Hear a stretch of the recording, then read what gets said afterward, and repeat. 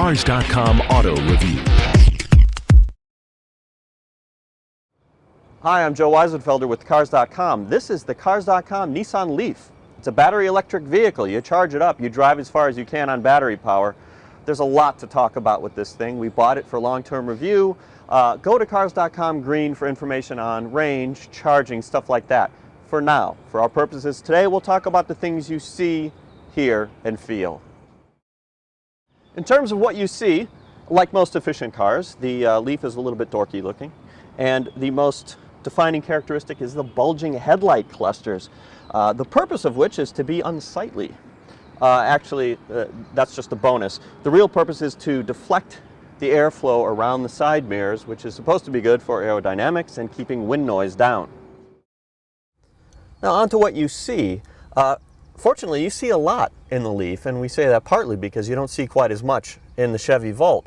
High roof, a lot of glass. Unfortunately, the pillars are kind of out in front of you and a little bit thick. That's common for aerodynamic cars again. Now, one of the best aspects is the view to the rear. In an efficient car, say a Chevy Volt or a Prius, usually you get that split window thing, which no one really likes, even if you get used to it. Here you have a conventional liftgate and a pretty big rear window. You really appreciate it if you're accustomed to the other approach.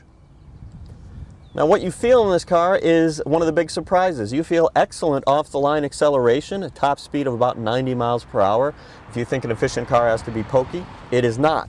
The handling also quite good, quite fun, ride quality, comfortable. It's really kind of remarkable.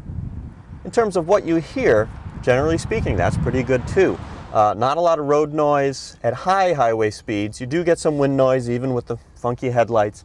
The real drawback is the amount of noise that comes in through the windows and doors. If you have a truck next to you or cars passing, you hear that. It's actually quite intrusive. Here's something else you hear when you start the car.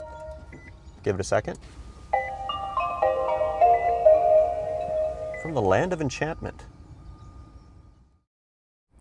The rear end also quite distinctive, and when you lift the liftgate you find a pretty respectable cargo area. It's deep, goes forward pretty far, then you run into this bulkhead, and when the seats are folded, they're pretty high too. It cuts down on your vertical space, but it is still good to have the versatility of a hatchback, and when it's closed, the cargo cover puts all your valuables out of sight.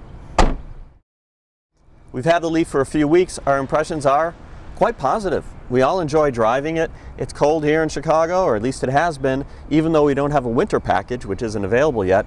It's performed quite well. Again, there are range issues, charging, cost of ownership. We're addressing all those at Cars.com Green. Go check it out, and we'll have some more things to show you on video as well.